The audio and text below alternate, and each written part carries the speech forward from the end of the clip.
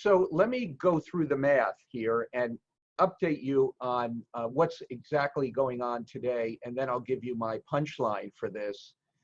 So today is September 4th, and we are in the beginning and middle stages of these large phase 3 clinical trials. Now, what I want to begin with in terms of these trials is to have the public understand that these clinical trials are designed right at the beginning. That is, we know what the clear endpoints for the study are to definitively assess whether a vaccine is safe or not. So we have to power up the study, that's what it's called, to get the right number of people, which is estimated to be about 30,000 people. And we have to have the right so-called demographics, people of different ages, people with different medical problems, so we can really see whether this vaccine is going to work. We then have two so-called arms of the study, the vaccine arm and the so-called placebo arm, where people receive a shot but doesn't include the vaccine. And then each individual gets 2 shots, usually about 2 weeks apart. Right now, only some people have gotten 2 shots, but many others haven't even gotten to their second shot. And then these studies are monitored independently by a so-called data safety monitoring board. This board needs to look carefully at how the data are coming along. And that's an incredibly important part of the study. Now, people who have been vaccinated are out in the community. They're told how to protect themselves. But really, we have to have natural infection occur so that we know whether people who have been vaccinated are protected or not, and that we cannot put a time limit on. And finally, we have to assume that no interval problems occur. Some problem with recruiting the right types of people, or perhaps there's a safety issue that needs to be investigated that could slow down the study. So just looking at the math, I think from my perspective, it's unrealistic to think that we will have a vaccine to market by even November or December, let alone October. Now, could it happen? Anything is possible, but I think it is highly unlikely, just given where we are today. So I understand that you're very concerned about these predictions. Why is that? Well, remember that the length of time it has taken to get to this point is incredibly compressed, much more compressed than any other vaccine development program in history by years. So it is risky, in my opinion, to go even faster because it can put lives at stake. You know, as a physician, we are taught that fundamentally we want to do no harm. The history tells us that if we rush a vaccine to market, there can be consequences. In fact, there have been several instances in the US since the 1950s, particularly with manufacturing, that should give us pause to make us be very careful about putting vaccines to market. And I'm also concerned that this has now been politicized, and we're hearing about it daily in a political venue. And I think this is having a great negative impact on the validity of science. After all, it is science that is going to tell us whether we have an effective COVID-19 vaccine or not.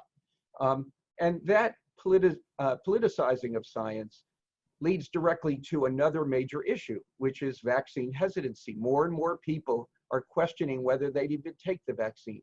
So rushing this vaccine along has a problem on the front end, that is getting it safely and effectively to the market, but it also has a huge problem on the back end in terms of whether people would even take this vaccine after spending billions and billions of dollars. So, you know, those are my concerns about where we are today. I want to express them. I think more than anything, it is absolutely a critical time for science and healthcare leaders to speak with one voice. It's critical that one message get told to the public, that the communication be transparent, that the data coming forth are transparent, and that we develop a very robust educational program about what the vaccine is and why it is safe. I think these are critical issues. Now, let me conclude by saying, I do believe we will have a COVID-19 vaccine. I'm cautiously optimistic. It's just, we have to go through the process. You mentioned the political, anyway, bringing politics into this whole scenario. And last time we spoke, you said that the scientific community would push back against any political pressure. Is it doing that already? Well, yes, I think more and more of us scientists who are in the field of infectious diseases, and we've recently heard some pushback from Nobel laureates and others, that science has to be a process that has to be done correctly. So I do believe that there is more and more, there are more and more voices out there that are talking about the importance of the process and the fact that rushing anything out to market can be risky. And certainly, and of course, by the way, of course, you're aware of what Russia is now saying, and of course, China apparently has already been using a vaccine it developed. Should that be any indication of what is still to come? Well, of course, you've mentioned two vaccines that have been so-called approved for use and are being used in a limited way. And just now in the Lancet, the vaccine made in Russia was published. That's excellent because we have the data, but that's phase 1 and phase 2 trials. Small numbers of people, little over 70 people or so, saying that it's safe. That's good news.